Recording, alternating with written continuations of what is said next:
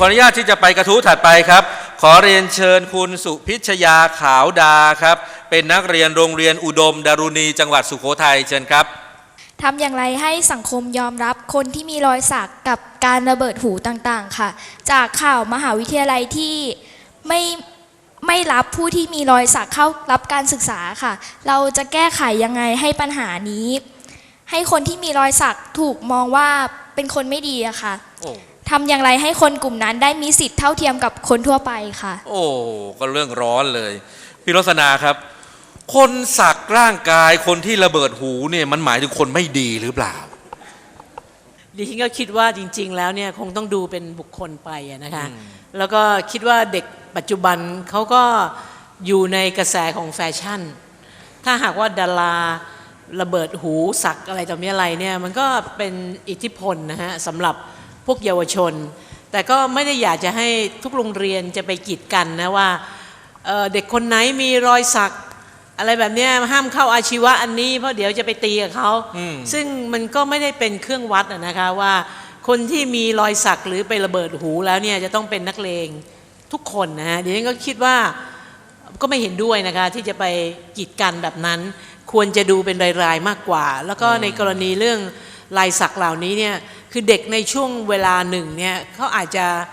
ทำแบบนั้นนะคะดิฉันก็เคยเห็นคนรู้จักกันเนี่ยยุคสมัยก่อนที่เขาก็สักนะครับแต่พอโตเป็นผู้ใหญ่แล้ว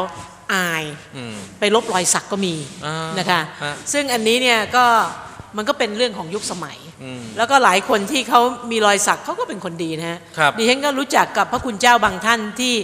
สมัยหนุ่มๆท่านก็คงเคยสักมานะพอท่านบวชแล้วเนี่ยท่านเป็นคนดีมากแล้วก็มีความรู้ต่างๆเนี่ยท่านก็เป็นลบรอยสักเหมือนกันท่านก็คงจะกลัวเหมือนกันว่า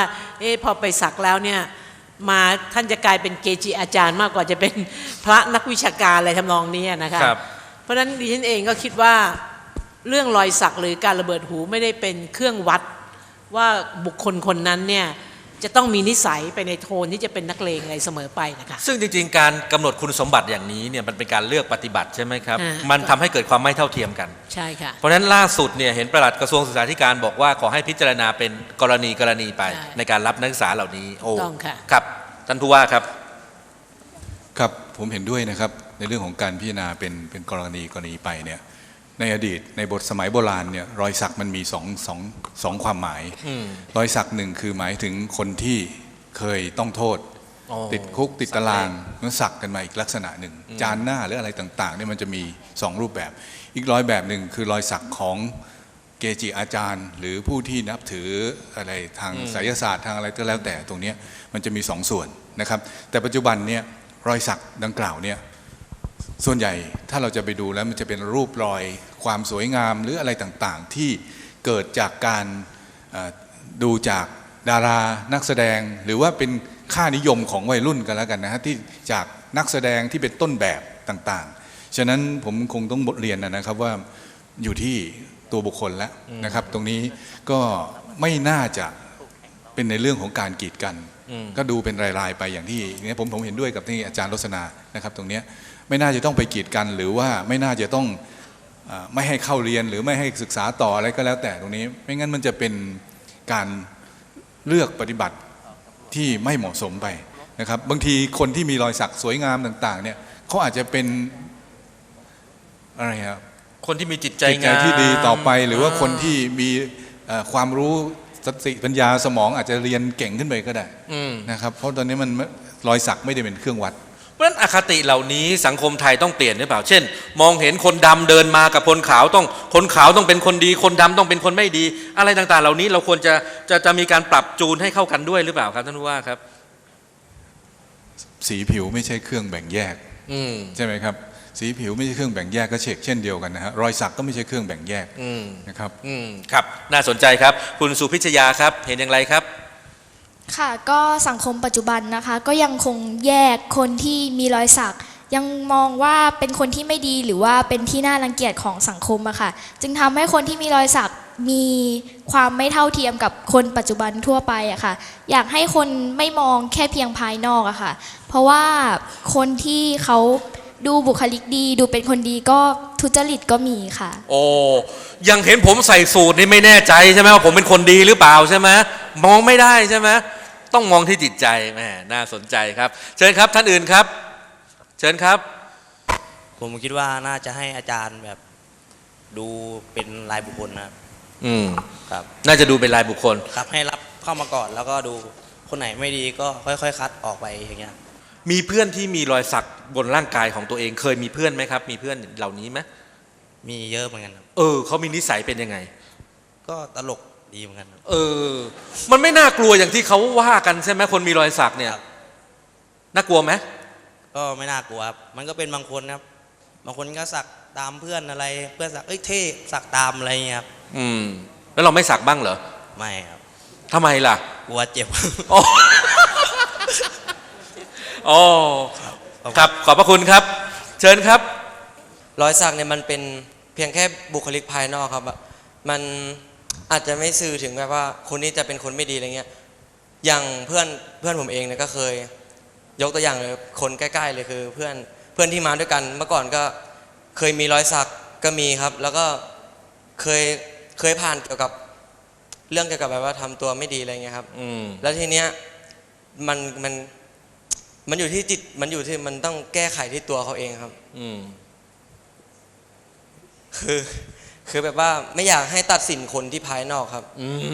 คือที่ผมเนี่ยอย่างยกตัวอย่างงานเลยเพื่อนผมคนเนี้ยเมื่อก่อนไม่เคยสนิทกันเลยเมื่อก่อนเป็นนักเลงโอ้แล้วไงอยู่ในโรงเรียนนี่แหละครับก็ทำตัวไม่ดีครับแบบก็เลยแบบคนอื่นไม่ยอมรับครับเราตัวส่วนตัวผมเองอะเลยเปิดโอกาสให้เขาเข้ามาอยู่มาร่วมกิจกรรมทำกิจกรรมด้วยกันจนตอนนี้เขาก็เป็นแกนนำหลายๆแกนนำครับโอ้โหแหมต้องปรบมือให้นะเนี่ยไหนสัมภาษณ์หน่อยคนอยู่ข้างๆกันเนี่ยไหนบอกเมื่อก่อนกับตอนนี้เป็นคนละคนกันเลยแล้วเป็นยังไงเมื่อก่อนผมร้ายครับแบบคือสักก็มีครับมีตามแบบตัวจุดน้อยๆก่อนผมจะเป็นเด็กที่เลวมากครับแบบคือหนึ่งเช่นแบบยังไงครับเรื่องชกเรื่องต่อยอะไรอย่างเงี้ยผมเจอบ่อยครับไปตีเขาตีผมอะไรเงี้ยเยอะครับแล้วเรื่องแบบเรียนก็ไม่มีดีครับแต่ตอนนี้ได้มาเจอกับพวกเพื่อนๆดีผมเรียนก็เกรดดีขึ้นตัวทำดีขึ้นไปโรงเรียนทุกวันครับแล้วสักผมก็ยั้งสักแล้วครับหมายความว่ายังสักรอยสักนี่ยังอยู่ครับยังอยู่แบบยั้งเพิ่มครับเพิ่มรอยสักเพิ่มอะไรสักเพิ่มด้วยไม่ครับไม่ยั้งคือไม่สักเพิ่มครับอ๋อเดี๋ยวถ้างั้นตอนที่คิดจะสักตอนนั้นนึกอะไรอยู่ก็เด็กอะครับแล้วมันคือว่าแบบเหมือนมันเท่ครับตามแบบพวกหนังที่ใช้แบบพวกเพ้นท์เอานั่นอะเพ้นท์แบบเขาลบได้ครับแต่นี่ของผมคิดแป๊บเดียวทำเลยปุ๊บก็เลยลบไม่ได้เลยครับโอ้แล้วถ้าอยากบอกวัยรุ่นที่วันนี้ดูทีวีอยู่เนี่ยเขาแหมปุ๊บเขาจะสักแล้วเนี่ยแนะนำเขายังไงผมอยากจะบอกว่าถ้าคนเราคิดดีครับต้องทำดีถ้าคนเราคิดดีแล้วไม่ลงมือทำแล้วมันจะเป็นคนดีไหมถ้าคนเราเคยผ่านเลวมาอย่างไงก็ช่างครับขอให้กลับตัวใหม่และเป็นคนดีต่อไปครับโอ้เชิญครับค่ะขอแสดงความคิดเห็นในฐานะที่เป็นคนที่มีรอยสักคนหนึ่งนะคะ